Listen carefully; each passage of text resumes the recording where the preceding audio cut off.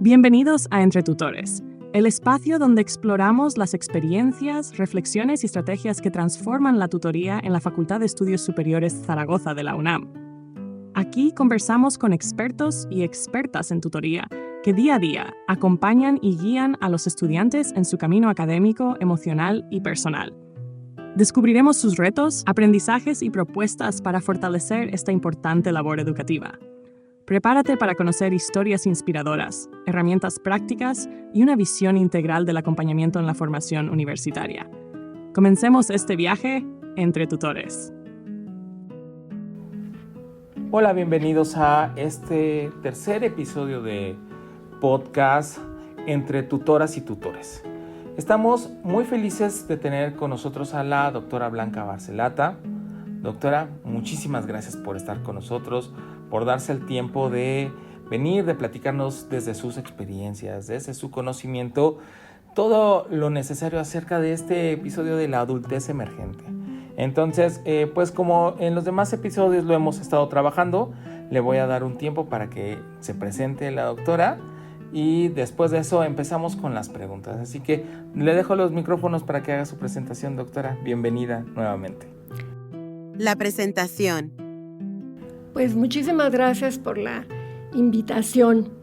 Pues bueno, mi formación, soy psicóloga, luego psicóloga clínica con una maestría y tengo también un doctorado en psicología y salud y bueno, pues algunas certificaciones en terapia racional emotiva y diplomados, tutoría, etcétera.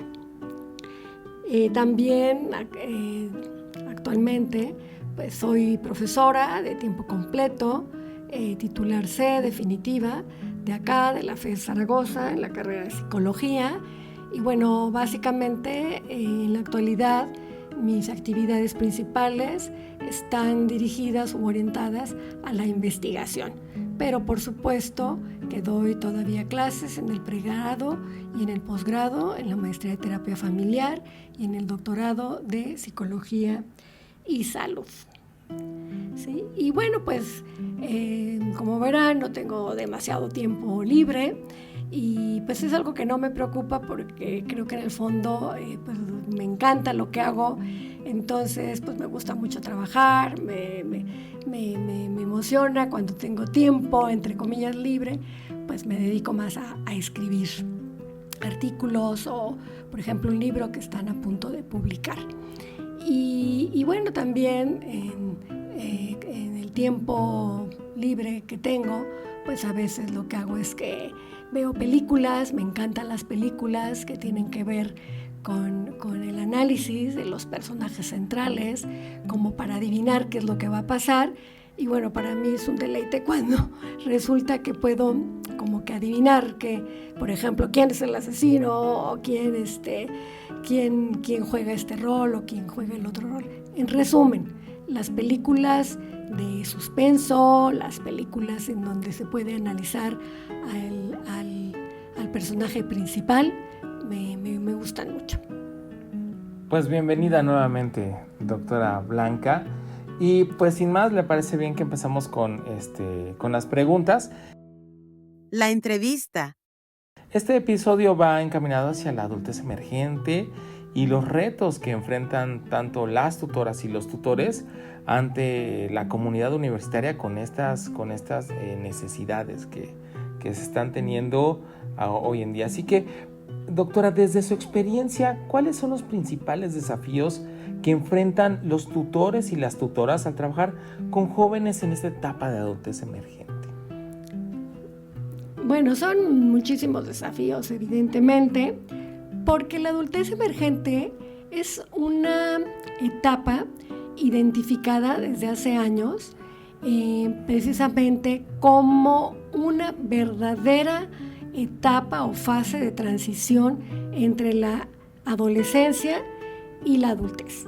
Se hablaba de que la adolescencia era la etapa de transición hacia la adultez, pero dadas todos los cambios macroestructurales, por ejemplo en un país e incluso en una región y a nivel global, a nivel mundial, Pues no, resulta que hay una etapa más a la que se tienen que enfrentar, es decir, tareas del desarrollo que tienen que enfrentar las personas de aproximadamente 21 y 30 años incluso, ¿sí? Y que precisamente por estos factores macroestructurales, por ejemplo, de tipo económico, pues los adolescentes realmente no terminan con una tarea básica del desarrollo, que es el logro de la independencia.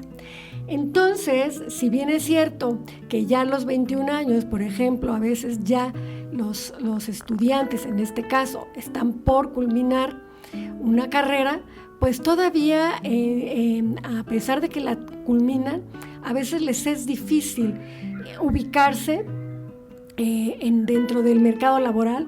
Incluso a veces todavía no saben exactamente qué van a hacer al terminar la carrera.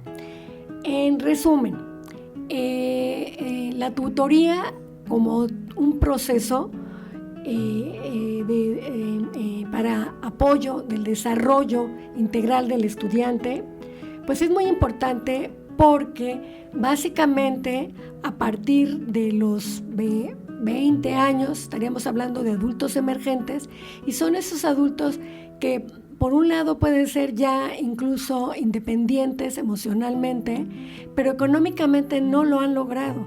Por lo tanto, todavía están anclados a procesos familiares, a un sistema del cual les es difícil como moverse y realmente ser autónomos, incluso en la toma de decisiones. Entonces, los desafíos como tutor es pues precisamente identificar justo en qué etapa, si es inicial o si es al final de la adultez emergente, se encuentra el estudiante, y esto tiene que ver con el grado en el que están cursando.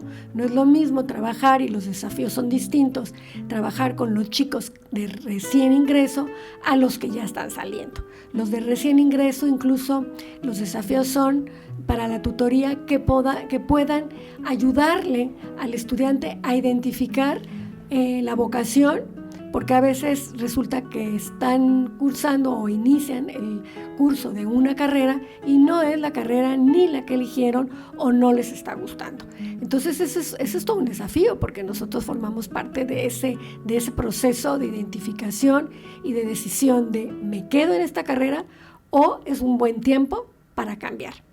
Y otro de los desafíos es justo cuando están a punto de salir. Creo que serían los principales. No es que no haya desafíos intermedios, pero el final es importante porque hay chicos que definitivamente, por diferentes situaciones económicas, por ejemplo, no piensan continuar estudiando.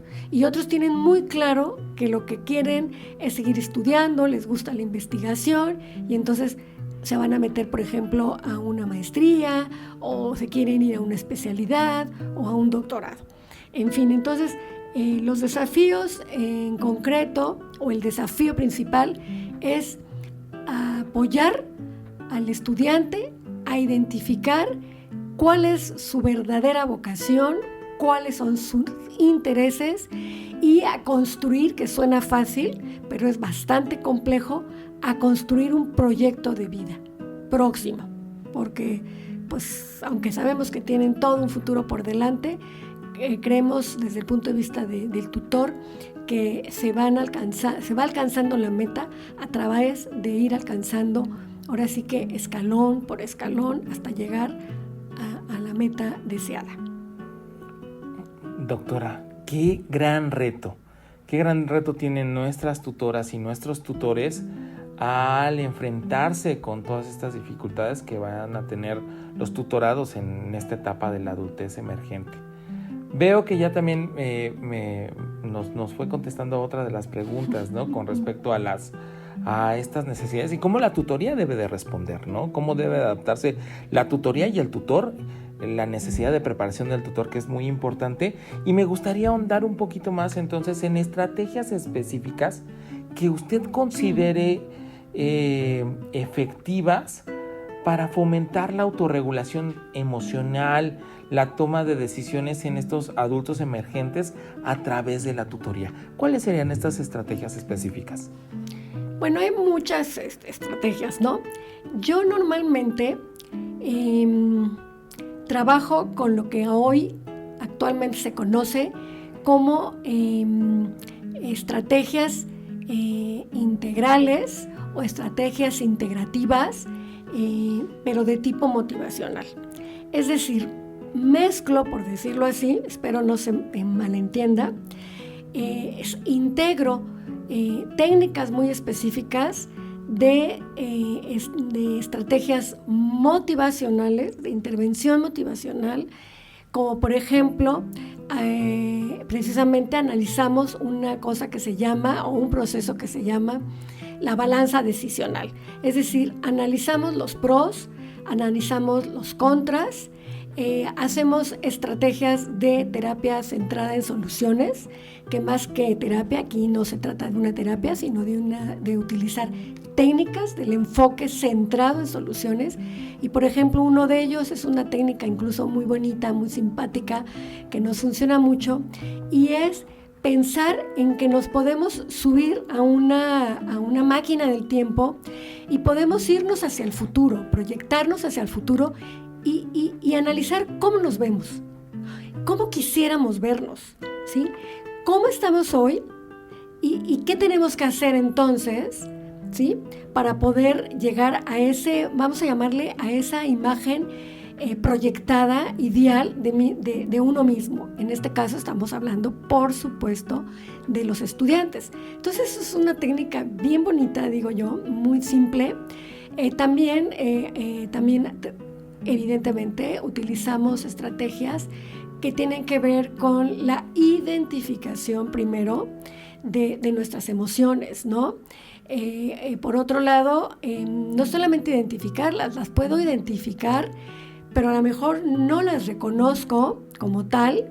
Digo, bueno, sí, ya identifico qué es el enojo, pero yo nunca me enojo, ¿no? Porque nuevamente tenemos a un estudiante que no crece en el aislado, ¿no? Es un estudiante que desde el punto de vista ecológico, vamos a llamarle desde el modelo ecológico transaccional, vemos a un estudiante que transita por diferentes sistemas. El sistema proximal, sí o sí todavía en esta época, en la adultez emergente, es la familia. Tan que es importante y es proximal, que por eso se llama adultez emergente, porque muchos de estos estudiantes aún no logran independizarse, por ejemplo, físicamente de la familia, aún tienen que vivir bajo el mismo techo de la familia y tienen pues la influencia de ella todavía. Por otro lado, por supuesto, está la influencia de los pares, de los amigos, y ya en las últimas etapas de la adultez emergente, o mejor dicho, en la última fase de la adultez emergente, está la influencia muy importante de la pareja, ¿no? Entonces, regreso, las estrategias son varias, retomadas de las intervenciones motivacionales, que utilizan mucho el análisis de la balanza decisional, así se llama, a partir de pros y de contras. Por otro lado, la de viajando hacia el futuro, ¿sí? Proyectándome hacia el futuro. Por otro lado, también podemos ver, analizar cuáles son las ventajas del status quo, ¿sí? Por ejemplo, para aquellos estudiantes que están pensando en desertar, precisamente porque no han logrado esa independencia económica y piensan que si económicamente son autónomos, ya con eso en automático se van a desprender de la familia, y es otro mito, ¿no? Y otra idea, yo diría, como mágica. Entonces también intentamos como ubicarlos en el aquí y en el ahora.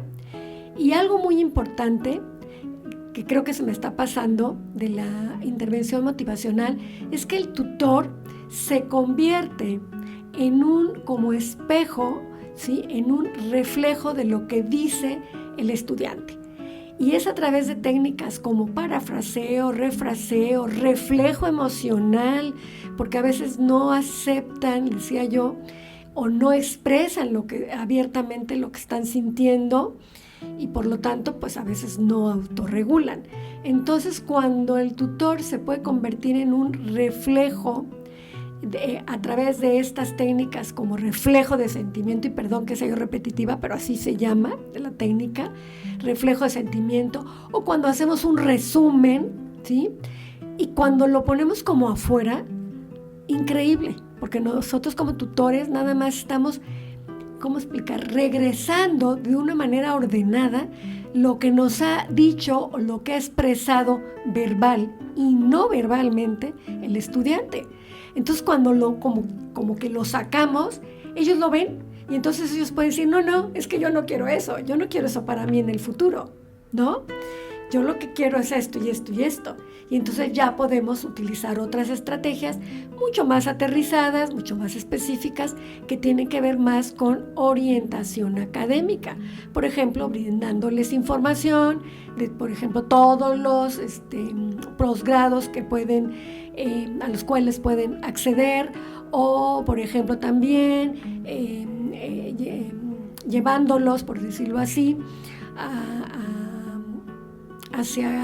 o conduciéndolos a que busquen en la bolsa de trabajo qué posibilidades hay, etcétera, etcétera, ¿no? Entonces son muchísimas. La verdad me cuesta trabajo, y creo que ya he hablado mucho, pero me cuesta trabajo como decir, bueno, son estas, ¿no? Son muchas, pero creo que las principales pues son estas que he comentado, ¿no? Y sobre todo algo muy, muy importante es generar una plática del cambio, ¿no?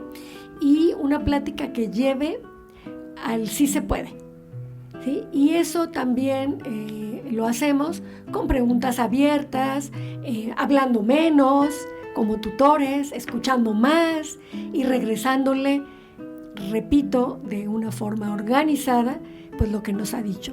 Y en ese sentido es como si fuéramos su eco, ¿no? Y de repente, a lo mejor, por ejemplo, ahorita digo, caray, ¿esa es mi voz? No me gusta.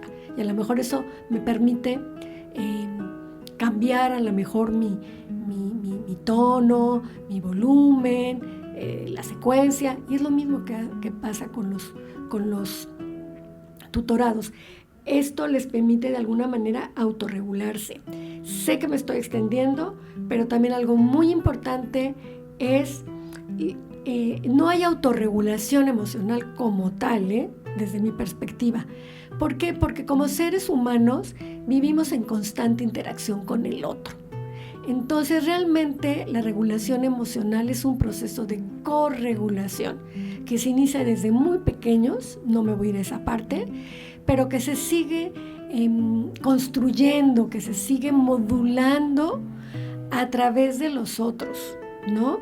Y el tutor, por ejemplo, para mi gusto, una de sus características tendría que ser justo eso, ser capaz de autorregular sus propias emociones para poder ser modelo y ayudarle a corregular de manera positiva las emociones en el tutorado. El trabajo que subyace aquí también entonces es por parte del tutor en su vida y en su formación, en su regulación. Eso, qué importante entonces tiene que ser este trabajo en la persona del tutor. Y ¿cómo veríamos y cómo trabajaríamos la importancia de la identidad personal y la formación, de la identidad personal y profesional durante la adultez emergente, ¿no? Ya nos ha platicado cómo lo puede hacer el tutor, pero qué tan importante es que en esta adultez emergente pues se construya esta identidad personal y profesional, doctora. Pues mira, desde las ciencias, así se llama, ¿no? Desde las ciencias del desarrollo, justo en esta etapa de la adultez emergente, vamos a decir que es como la segunda oportunidad para poder afianzar precisamente ese proceso de identidad y de autonomía. Es decir, es en esta etapa cuando se supone tendremos ya que consolidarnos como personas. Y en este sentido, la tutoría, repito, creo que es fundamental y sería ideal que todos tuvieran tutoría pues permanentemente, precisamente como un proceso de acompañamiento a lo largo, por ejemplo, de toda la carrera. ¿Por qué? Porque la madurez no se adquiere de un día para otro. Es un proceso lento, paulatino, ya quedamos que es producto de la interacción del tutorado con otros sistemas. Y entonces el tutor tiene que estar como muy consciente, alerta, de que el propio tutor es un factor más que puede influir en la toma, por ejemplo, de decisiones de si, por ejemplo, sigue una carrera académica o no, o quiere buscar en el mercado laboral abierto, que es en donde se puede posicionar. Entonces, en este sentido, pues la identidad personal y profesional, pues aquí durante la adultez emergente es en donde ya como que se consolida. Eso no significa que ya ahí se cristalice. Una cosa es consolidar y otra cosa es cristalizar. Porque bueno, sabemos que el ser humano afortunadamente sigue evolucionando, seguimos evolucionando y a lo mejor después cambia. Pero es aquí en esta etapa en donde se supone que ya, en este caso el tutorado, tendría que saber quién es, qué quiere, y no solamente a nivel personal, sino a nivel social, a nivel de parejas, por ejemplo, ¿no? ¿Qué es lo que quiero a futuro? Por eso esta estrategia es muy bonita, ¿no? La que decía yo. ¿Cómo me veo hacia el futuro? ¿Cómo me veo en un año? ¿Cómo me veo en 2, en 3, en 4, en 5? Y así se van haciendo los ejercicios, ¿no? Entonces, creo que es así como el tutor puede apoyar este proceso. Y por eso decíamos que lo ideal sería pues que hubiera un seguimiento y desde el inicio fuera un tutor el que pudiera ir acompañando, llevándolo de la mano, por decirlo así, al tutorado hasta que ya egresa de la carrera y decide quién es desde el punto de vista social, personal, profesional, ¿no? En fin. Vaya reflexión que nos arroja a todos como tutoras y tutores, ¿no? Y de la responsabilidad que tenemos en la formación, en esta etapa importante en la vida de nuestros estudiantes. Doctora, ¿algún ejemplo o algún caso que nos pudiera usted comentar sobre éxito en la tutoría y que haya apoyado de manera significativa en esta etapa de adultez emergente algunos de sus tutorados? Sí, por supuesto. La verdad, lo digo así como más que orgullo, que con orgullo, como mucha satisfacción, porque fue a través de la tutoría, incluso a una tutoría que al inicio fue por mail, sí, por correo, porque estábamos en época vacacional y el tutorado que me había sido asignado estaba mal emocionalmente. Él vivía unas experiencias a nivel familiar fuertes, una familia dividida. Él efectivamente estaba o mejor dicho, él estaba atravesando justo por un fenómeno que se da en la adultez emergente y que es la ambivalencia, ¿no? ¿Y qué significa eso? ¿Y ahora qué hago? ¿A dónde voy? Él lo vivía diario a diario. No tenía una cama en donde dormir, no tenía una casa, era como la bola de ping-pong entre la casa de la madre y la casa del padre, y sin entrar en tantos detalles, era un chico bastante desestructurado cognitivamente, un chico muy inteligente, pero que como que le ganaba su pensamiento desordenado. Entonces cuando hablaba de manera desordenada, y bueno, obviamente lo primero que hicimos dentro del proceso de tutoría es darle mucha contención emocional. Para eso es muy importante la capacidad de escucha del tutor, porque en esos casos es muy fácil que se nos ocurra dar consejos en nuestro intento de ayudar con la buena intención. Damos consejos y creo que desde una tutoría objetivamente hablando no tendríamos que dar consejos, tendríamos que apoyar para que el tutorado encuentre su propio camino y él sea el que busque las soluciones. En fin, entonces primero fue la contención emocional, después creo que funcionó porque entonces él quiso hacer el servicio social conmigo en nuestro equipo. Yo trabajo en equipo y el servicio social lo hizo con una beca, le conseguí una beca porque uno de sus problemas pero muy fuerte era el sustento económico. Realmente el chico no tenía, había días que no comía, literal, o le costaba mucho trabajo trasladarse a la escuela. Entonces con una beca, sí, funcionó pues bastante bien. Fue muy bien acogido por todo el equipo de investigación que nos da la beca, que por cierto agradezco, es a través de la DEGAPA, de los proyectos PAPIT, que hemos podido apoyar a muchos chicos en estas condiciones, tal vez no tan extremas, familiares y económicas, pero sí. Y entonces fue a través de la corregulación de sus compañeros, que al principio se desesperaban de cómo hablaba de manera desordenada, cómo redactaba también de manera desordenada. Y entonces una habilidad que parecía imposible poder rescatar en el chico, se rescató. De tal manera que lo único que yo le pedía a los compañeros es que le tuvieran mucha paciencia y que utilizaran ellos también esas estrategias de las que yo hablaba. La repetición, por ejemplo, le decíamos, bueno, Pablito, ¿tú lo que quieres decir es esto y esto y esto? Sí, exactamente, eso es lo que quiero decir. Entonces él, cuando nosotros le regresábamos su misma idea, pero ya ordenada, ¿sí me explicó? Por eso decimos que somos como un reflejo. Entonces él era un chico, no me cabía la menor duda, muy inteligente, pero a veces incluso, repito, su pensamiento desordenado y muy rápido le ganaba. Entonces incluso tartamudeaba. En resumen, para no extenderme más, pues no solamente aprendió a controlar un poquito sus emociones, su angustia, a regular esa, vamos a llamarle esa vorágine de ideas que tenía, que las quería expresar, pero desordenadamente.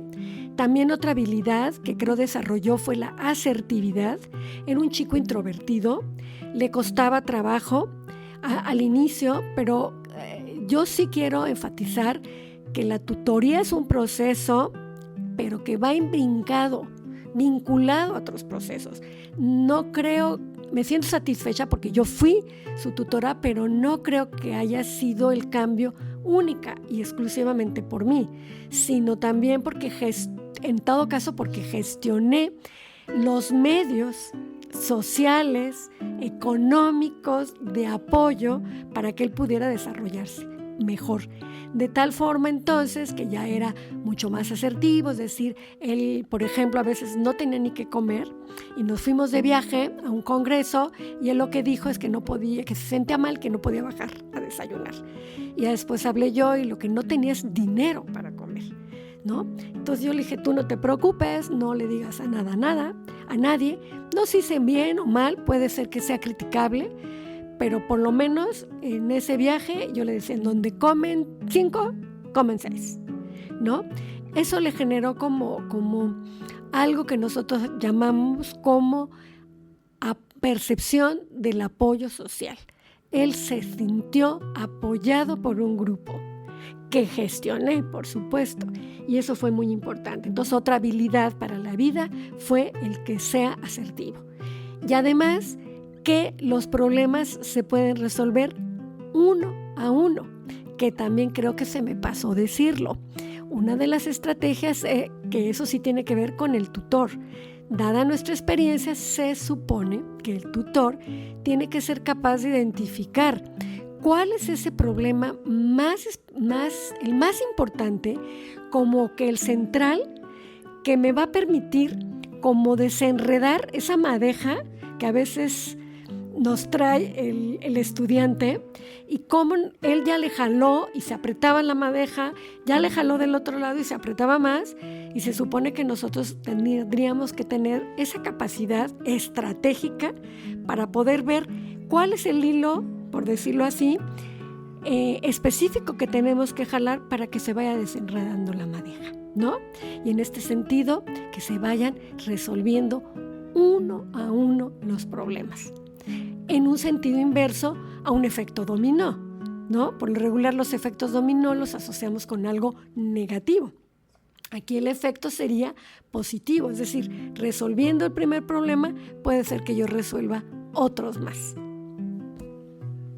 Y bueno, lo último que por supuesto quiero decir es que se tituló, y alguien por ahí del propio equipo me decía: doctora, es que usted tendría que tomarles una foto cuando entran, cuando llegan a tutoría, y ya después cuando salen. Y bueno, es un caso que lo voy a llevar siempre mucho en mi memoria, con mucho cariño, aprecio, pues, y sobre todo con mucha satisfacción. Doctora Blanca Barcelata, muchísimas gracias por compartir con nosotros este día y en este episodio. Nos quedamos muchas cosas para reflexionar como tutores, mucho trabajo que hacer también y mucha responsabilidad que tenemos al trabajar como tutoras y tutores. Y bueno, recordarles que la doctora Blanca imparte parte del diplomado de tutoría universitaria aquí en la facultad. Entonces, pues, invitadas y invitados están a formar parte del diplomado y a tomar clases con la doctora Blanca Barcelata. Doctora, muchísimas gracias y los esperamos en el siguiente capítulo. Muchísimas gracias a todos y a todas. Gracias. Listo. Me lo guardo antes de que... ¿Cómo estuvimos? Yo creo que no. Oye, cantinflé. No, muy bien, porque doctora. Cantinfleo, no te queda. Oye, me pasa, Sí. Así le decimos al pobre. Sí. Es cantinflea. Ajá. Yo también, será por eso que lo entendí al pobre. Yo me quedé porque hay una alumna en desarrollo comunitario que no así habla, doctora, y no, me cuesta trabajo porque... Mándamelo. Sí. No te creas. Te voy a recomendar que leas un articulito. Ajá. Pregúntale a la doctora. Yo antes daba esa clase. ¿Te acuerdas que antes había el PIT? Perdón, los talleres del PIT para los nuevos tutores. Sí. Y yo daba eso. Se llama, lo vas a encontrar mucho, estas estrategias las vas a encontrar mucho con el nombre de entrevista motivacional.